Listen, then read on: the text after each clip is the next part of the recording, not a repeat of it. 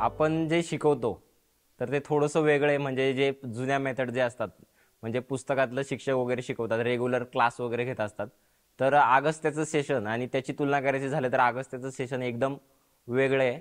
तर तिथे शिक्षक जो असतो म्हणजे आपला अगस्त्याचा इन्स्ट्रक्टर जो असतो तो शिकवत नसतो, तर मुलांसोबत शिकत असतो तिथे.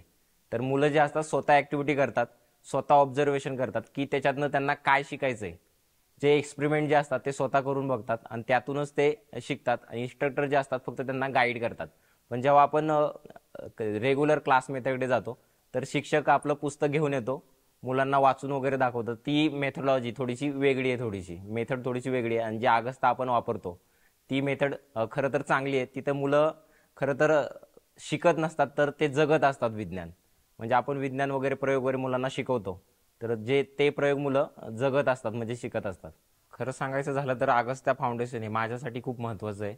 तर ते माझ्यासाठी आशा आणि संधीचं प्रतीक आहे.